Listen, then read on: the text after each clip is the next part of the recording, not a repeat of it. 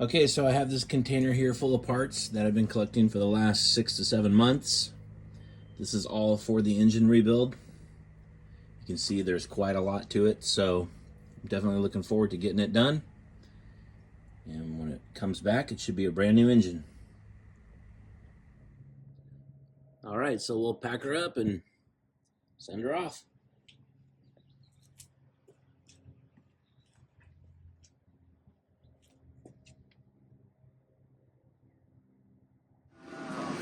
Okay, so I'm here at Hassiker Racing in Sutter Creek, California, dropping off the engine, and we'll see her when she's done.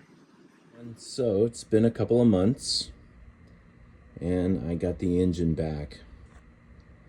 And Jim did an awesome job on this. Jim Hassiker with Hassiker Racing. He's in Sutter Creek, California. Dropped it off to him, and he did the whole rebuild. So it was a few months,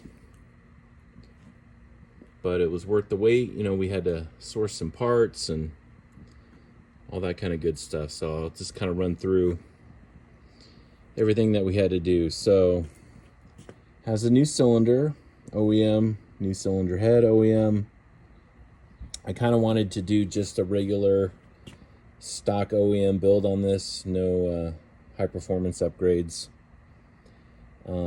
So have a new intake boot and a new stock reed cage. I do have a V-Force setup that I can run with this on a used boot, but I was able to get these parts, so I want to go ahead and run those. We did bolt as a hardware kit on this, and then we did a Vertex piston, new cover, ignition cover, new chain guard. When he opened the bottom end cases, the right side case was cracked, I believe, where the transmission bearing mounts. So luckily I was able to get one on eBay. I believe it was off of a 2000, but it was in really great shape, low hour bike that it came off of. So sourced that part, got that sourced out, and then the clutch cover, Honda doesn't make them anymore. Mine was, had a couple little scratches in it, but I went ahead and opted to have Jim have it Cerakoted. So I did the burnt bronze, kind of like that classic factory Honda look. It came out really nice. I didn't specify for them not to Cerakote the Honda label, but I'm glad they didn't, because I really like how that came out. Really pops. Looks really good. Had to do a new impeller. The one on there was messed up. The oil check bolt was stripped, so we did a time cert repair on that. Exhaust valve, everything was all cleaned out really good. Vapor honed. He vapor honed the head, the cylinder, the cases. He does a really good job on his vapor honing. I think he runs low pressures and then is able to blend the metals. The metal finishes really nicely, so they all kind of jive and everything looks really good. He vapor honed the kickstart.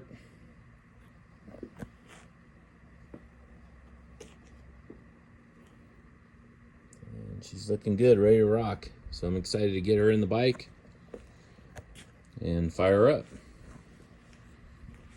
Oh, and the tranny, yeah, well, the tranny with these Hondas, they're not manufacturing some of the gears anymore, so I was able to source some new gears from what I can find. Either it was the last one or just low inventories. I was able to source a used transmission off, I believe, a 2000 as well on eBay.